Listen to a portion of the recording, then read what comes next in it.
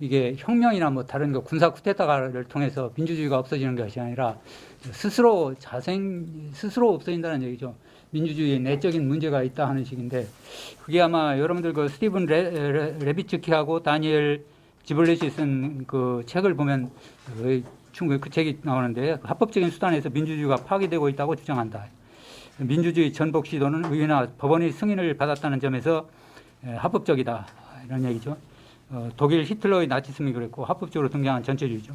베네수엘라, 폴란드도 그렇고 모든 이제 독재의 길로 승인했다. 이게 민주주의가 승인했다라는 얘기입니다.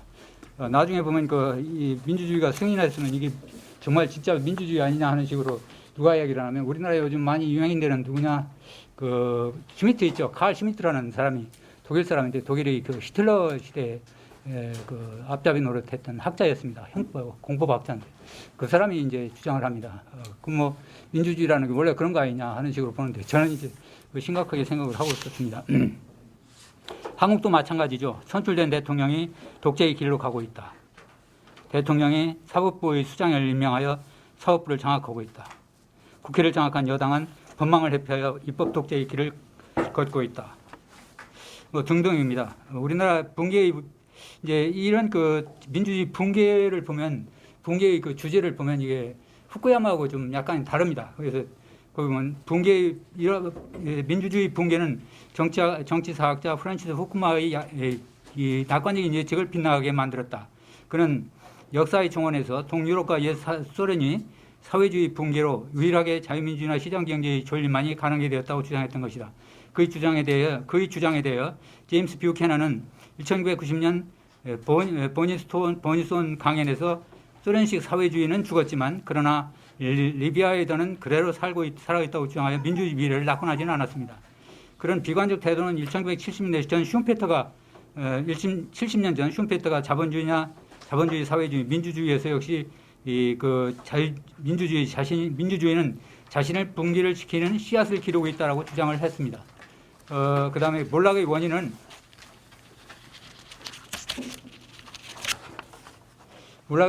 민주주의가 자유에 대한 반대 투표를 사람들에게 허용한 데 있다는 것이다.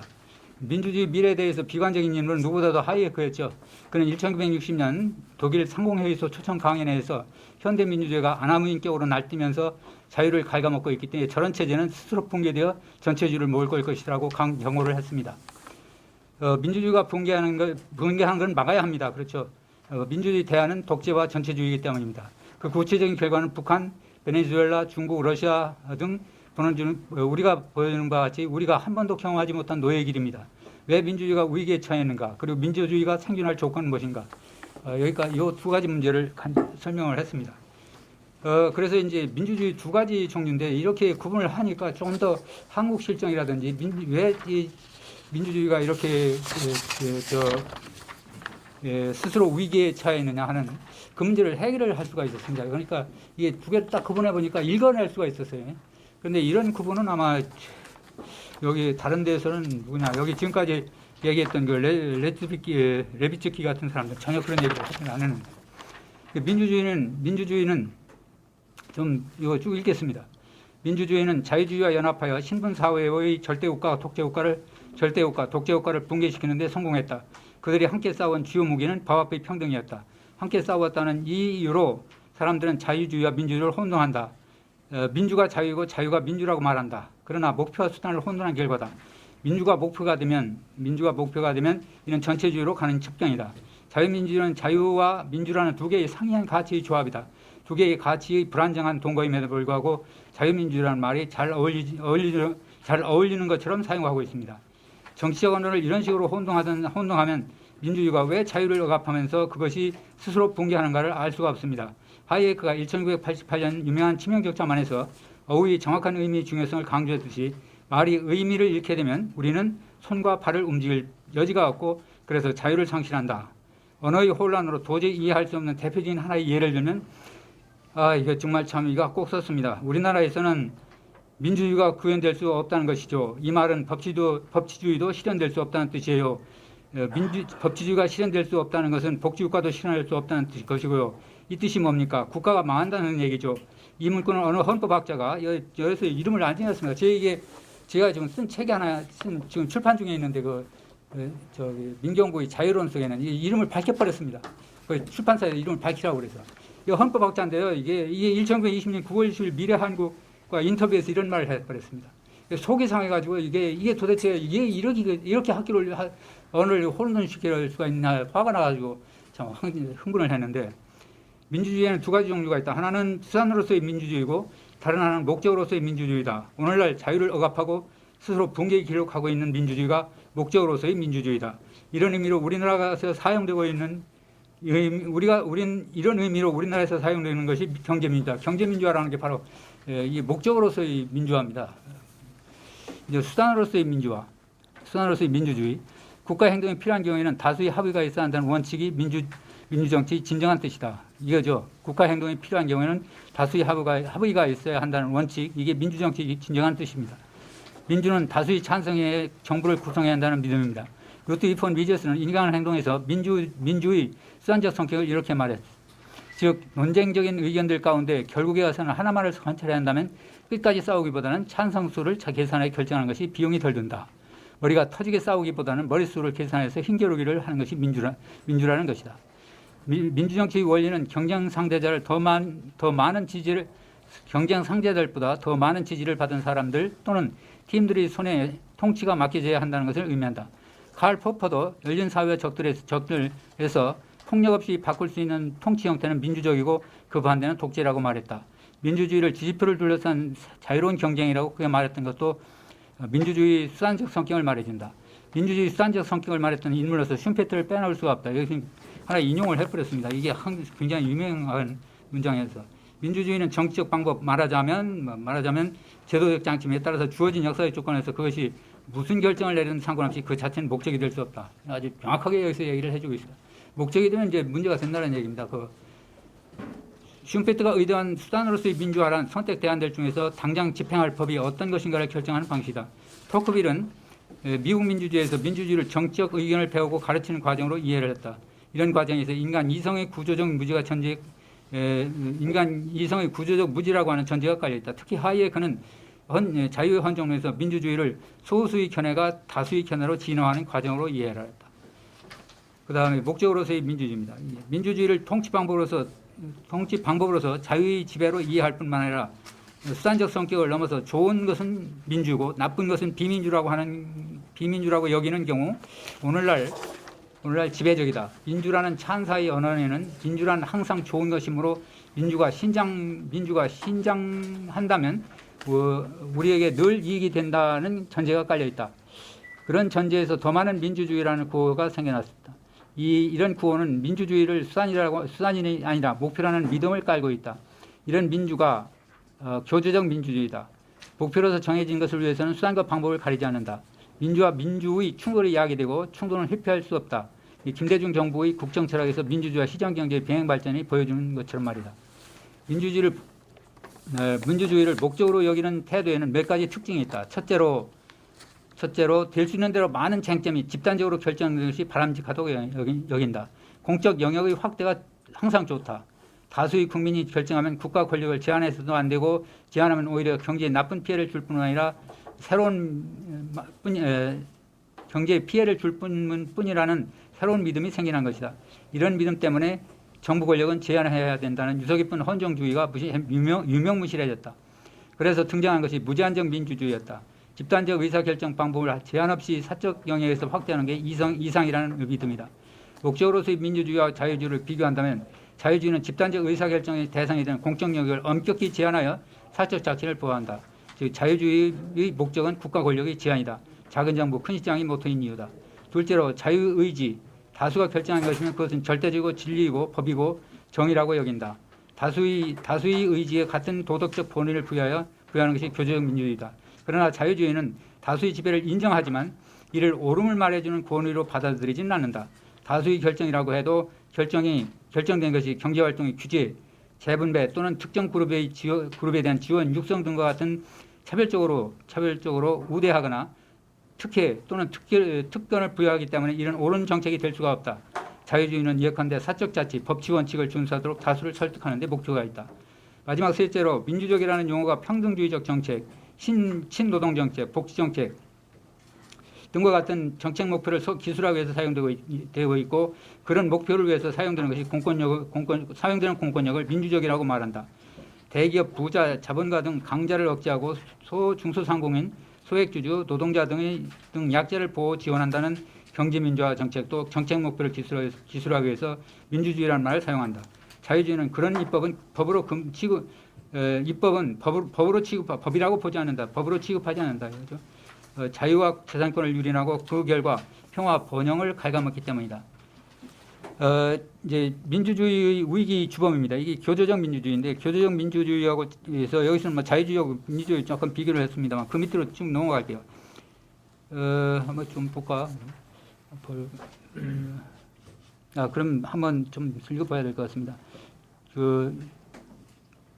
교조적 민주주의와 자유주의 차이점은 무엇인가? 민주 속에 자유를 내포하고 있다든, 그러니까 이것도 그렇습니다. 이것도 헌법학자가 그러고 있을 단입니다. 자유는 뭐죠?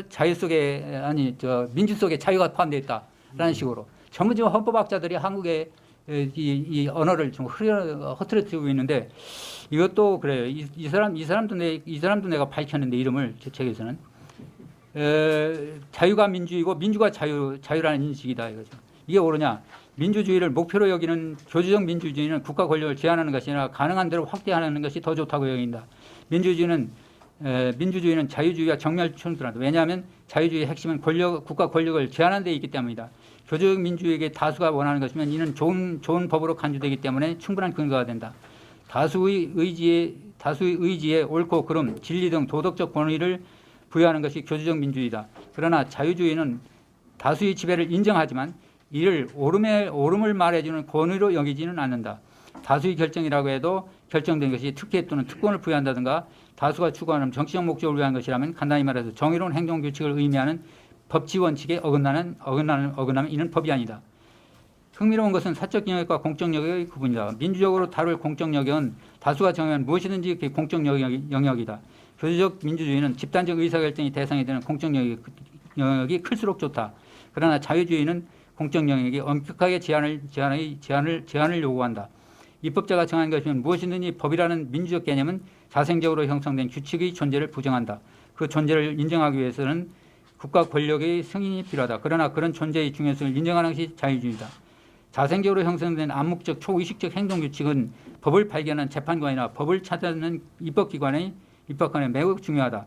법감정이나 정의관 같이 그런 규칙은 사람들이 지키기는 하지만 그 규칙이 구체적으로 무엇인지를 말로 표현할 수 없는 행동 규칙이다. 공정 게임에서 무엇이 공정한가를 말하기는 쉽지 않다. 다만 게임을 보면서 무엇이 불공정하다라고 네가티브하게 소극적으로 얘기는 할 수 있다. 교주적 민주주의는 국민 주권 사상에 깔려 있다. 국민 주권은 주권 재민을 가장 잘 표현하는 것은 한국 헌법 제1조 2항이다. 동조항은 대한민국 주권은 국민에 있고 모든 권력은 국민으로부터 나온다라고 선언하고 있다. 각국 헌법을 들여다보면 국민 주권을 선언하는 헌법은 흔하지 않다. 여기는 중국 헌법, 그다음 프랑스 헌법, 독일 바이마르 헌법, 러시아 헌법 등의 이제 그 국민 주권 재민 주권을 걷습니다. 미국이나 일본, 독일 등의 헌법에는 주권 재민 조항이 없습니다. 교조적 민주주의에는 루소 전통의 국민 주권 사상이 깔려 있다. 주권이란 집단적 문제를 최종적으로 결정하는 최고의 절대적 권력이다. 그런 주권은 국민에게 있다. 국민의 의지가 최고의 그리고 최종의 권력이다. 따라서 다수의 의지에 따른 지배는 무제한이며 그 제한도 불가능하다는 것을 의미한다. 그렇지 않으면 주권 개념과 모순이다. 이는 국민 다수가 원하는 것을 무엇이든지 법이고 정의고 진리라는 것을 뜻한다. 이에 대한 반대는 금기로 여긴다. 이것이 민주주의가 독재로 가는 길이다. 그러나 자유주의가 중시하는 것은 주권이 아니라 법치 또는 정의 규칙이다. 그러나 진정한 민주주의에서는 다수의 견해를 존중하면서도 다수의 지혜에 대해 항상 의구심을 가질 수 있다. 우리의 지식과 이해가 발전하기 위해서는 다수의 의견은 반대에 부딪혀야 한다. 비판과 역비판 등 다양한 의견의 쟁점은 우리의 지식과 이해가 발전하기 위한 원동력이다. 서로 경쟁하는 새로운 많은 의견 중에서 가장 좋은 것으로 판명될 것인지를 아직 알 수 없기 때문에 충분한 지지를 얻을 때까지 기다려야 한다. 뭐 여기까지 하고요. 그 다음에 교조적 민주주의에서는 11쪽인데요. 교조적 민주주의는 적과 친구의 구분이 필연적이다. 주권 개념은 통일된 의지 또는 목표 순위에 대해서 법과 제도를 소출하는 논리적 구조물이다. 그런데 하나의 통일된 의지는 원시적인 부족사회처럼 소규모 사회에서나 존재할 뿐 거대한 사회에서는 그런 의지는 존재하지 않는다. 거대한 사회는 개인들이 추구하는 목적이 다원적이라는 이유에서다. 이런 다원적인 목적들에서 불구하고 거대한 열린 사회의 특정한 정치적 목적을 의도하는 것은 열린 자생적 사회 질서를 폐쇄적인 조직으로 전환한다. 그런데 이런 전환을 위한 정책은 재원면 정책, 규제, 경제 규제, 육성 지원과 같이 차별적이고 일관성도 없는 단기적 성격의 정책이다. 그래서 생겨나는 것이 집권층에게는 적과 친구의 등장이다. 내 편으로 편가르기를 통해 내 편은 지원하고 내 편은 규제나 비난의 대상으로 삼는다. 집권층은 어떤 유권자층을 적으로 또는 동지로 편가르게 할 것인가는 집권 재집권에 유리한가에 달려있다. 이런 편가르기와 관련해 흥미로운 것은 독일의 법철학자 칼 슈미트다. 독일 나치즘을 지지했던 그는 눈에 보이는 특수한 공동의 목표를 전제하여 그의 정치 세계를 그리고 있다. 구성원들이 공동의 목표를 추구하는 것은 소규모 그룹의 원시적 종족 사회에서나 가능할 뿐 거대한 열린 사회에서는 공동의 특수 목적을 생각할 수 없다. 그럼에도 열린 사회의 공동 목표를 중심으로 연대를 표출하는 방법은 결국 모든 정치를 적과 친구의 관계로 둘 수밖에 없다. 이 유명하죠. 칼 슈미트가 정치적인 개념을 적과 동지로 구분하는 거. 이게 정치적이라는 얘기입니다. 그런데 이게 자유규범에 걸려 있어요. 이게 이런 논리가. 이 자유규범에 걸 게 아니거든요. 이게. 그러니까 이제 소규모 그룹 사회나 가능할 뿐 거대한 독립사회의 특수 목적을 생각할 수 없다. 그럼에도 열린 사회에서의 공동 목표를 중심으로 연대를 창출하는 방법은 결국 모든 정치를 적과 친구의 관계로 둘 수밖에 없다. 이런 방법이 포퓰리스트를 비롯하여 모든 독재자들이 효과적으로 이용했던 방법이라는 것도 직시할 필요가 있다. 슈미트는 다수가 독재를 원한다면 그것도 민주주의라고 한다. 정치적인 지배는 국민의 의지에 기초를 둬야 한다는 이유에서다. 우리가 민주적이라고 부르는 선거 제도는 민주적 원칙보다는 오히려 국민의 이름으로 행사하는 독재나 마찬가지라고 원한다. 그러나 이는 과정된 뿐이다. 민주주의에서 무제한으로 자신의 영역을 확보하는 과정에서 필연적으로 야기되는 현상이기 때문이다. 민주주의 이론은 인구가 적은 고대 사회를 전제로 해 개발되었기 때문에 매우 복잡하고 이질적인 다원적인 현대 사회의 구조를 반영하는 데는 큰 어려움이 겪고 있다. 그래서 독단적인 민주주의를 옹호자라고 해도 민주주의는 모든 확장을 좋다고 주장해서는 안 된다. 불가능은 역시 불가능으로 끝난다. 민주주의를 아무리 강력하게 옹호한다고 하더라도 그것이 결코 궁극적 또는 절대적인 가치는 아니다. 그것은 수단으로서의 가치 이상이 아니다. 국민 주권은 제한이 없다는 믿음이 파괴적으로 작동한 대표적인 예가 프랑스 혁명이다. 로베스피에르의 공표 정치 이것이 민주주의에서 민주주의를 목적으로 삼았던 대표적인 예죠. 그래서 개인의 자유를 증진하는 방향으로 혁명을 이끌려는 노력이 실패하게 된 결정적인 요인은 모든 권력이 국민의 손에 있는 이상 권력이 남은 걸 막는 어떤 장치도 불필요하게 되었다는 믿음이었고 이 믿음을 창출한 것이 프랑스 혁명이었다. 그 다음에 교조적인 민주주의는 보복이 뒤따른다. 적으로나 낙인 찍히거나 또는 적폐로 몰린 반대파가 집권하면 현재의 집권층에 대해 다양한 방식으로 보복할 것이다. 그렇죠. 아까 교조적 민주주의에서 적과 친구로 만드는데 적과 친구로 대립시키는 거죠. 적은 이제 막 적대로 우리나라처럼 무슨 여러 가지 적으로서의 적폐로 몰리거나 적으로 이제 낙인 찍히거나 그럴 거죠. 그럼 반대파가 집권하면 이제 그러니까 적으로 낙인 찍히거나 또는 적폐로 몰린 반대파가 집권하면 현재의 집권층에 대하여 다양한 방식으로 보복할 것이다. 제한적 민주주의는 보복의 연속을 초래한다. 보복을 막아내기 위해서 수단과 방법을 모색한다. 모색 과정에서 교조적 민주주의자들은 통상적인 도덕 가치들을 무시해버리고 민주화라는 이름으로 또는 국민이라는 이름으로 부도덕한 수단과 방법을 정당화하기 마련이다. 이 보복을 두려워한 나머지 현 집권층은 정권 교체를 막기 위해 사기, 기만, 조작, 허위 등 각종 부정선거를 저지를 우려가 있다. 정권 교체를 막기 위한 언론 탄압은 물론이고 약방이 감초다. 변하기 어려운 각종 제도를 도입하여 정권을 잃더라고 해도 보복하지 못하도록 막으려 한다. 보복을 막기 위한 최후의 방법은 선거를 없애버린 것이다. 이제 더 이상 거칠 것이 없다. 결과는 전체주의 또는 일당 독재다. 그래서 저는 이제 민주주의 존립 조건은 뭐냐는 거를 하는데 이걸 쭉 한번 읽어보겠습니다. 민주주의가 자신의 권력을 제한하는 것을 싫어하거나 완강히 거부하는 논리, 이것이 민주주의 자체를 파괴한다. 그러나 국가 권력을 효과적으로 제한하면 역시 민주주의도 효과적으로 작동할 수 있다는 것이 자유주의자의 믿음이다. 국가 권력이 제대로 제한된 테두리 내에서만 민주주의가 작동할 수 있다. 선출된 정부는 선하기 때문에 국민민복을 위해서 애쓸 것이라는 낭만적인 믿음을 가진 사람, 그리고 민주주의가 전능이라고 믿고 어느 때든 다수가 원하는 것을 지지하는 사람은 민주주의 타락을 부추긴다. 다수의 지지를 받았다는 이유로 정부는 도덕적으로나 지적으로 최선의 인물이라는 자만도 민주주의를 스스로 붕괴하게 만든다. 이게 하이에크 노예의 길에 제 10장에 있는 거, 그거와 이제 대립되는 건데, 10장에 뭡니까? 최악의 인물이 선출된다는 거, 정치관. 그거하고 이제 대립되는 건데, 이게. 민주주의가 살아남으려면 우리는 무엇을 해야 할까? 첫째로 민주주의는 정의이고 법이고 진리라는 자만을 버려야 한다. 한 번도 경험하지 못한 세상을 만들겠다는 자만심은 선험적 지혜에 대해 주제넘게 아는 체하거나 국민민복에 헌신이라도 하는 등 지적 자만과 야누스적 위선으로 이어져 수많은 시민들에게 참을 수 없는 고통을 안겨주는 것도 목격했다. 정부도 지적 한계가 있고 한계를 넘으면 유익하지 못하다는 사실을 망각할 때 민주주의는 위태로워지고 독재가 필연적이다. 둘째로 우리의 삶에서 전적으로 의존하는 것은 다수의 합의를 통해 계획돼서 만든 질서가 아니라 인간들이 저변에서 행동하는 과정에서 저절로 형성된 희장 질서라는 사실을 인식해야 된다. 그런 사실을 인정하지 않고 국민 주권에 얽매이면 어느 누구도 의도치 않았던 민주주의는 소멸하게 된다.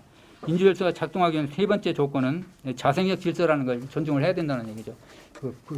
국민 주권이라든지 민주주의 이론에서는 주로 이제 자기들이 스스로 만들어진 질서만 중시하지 자생적으로 형성되는 우리가 만든 룰 속에서 우리가 살고 있는 게 전혀 아니거든요. 그렇죠. 우리가 만들지 않은 질서 속에서 살고 있기 때문에 사실은 우리가 지금까지 살 수 있는지는 모르죠. 우리가 스스로 만든 거라고 한다면 정말 힘든 일이 지금 같은 거대 문명을 누릴 수가 없었을 것이라고 확신을 하는데 그 얘기였습니다. 이제 그리고 민주질서가 작동하기 위한 마지막 세 번째 조건은 구성원 대부분이 일치된 기본 원칙을 의미하는 바람직한 공동의 사회 질서관이 있어야 한다는 점이다. 자유주의 시각에서 볼 때 기본 원칙은 정부보다 시장 시스템의 우월성에 대한 통찰, 따라서 번영을 위한 시장의 기능 역량을 보장하기 위해서는 보편 추상적이고 정의로운 행동 규칙이 중요하다는 인식이다. 법의 지배가 제1의 원칙이다. 이런 원칙을 통해 다수의 권력을 제한해야 한다.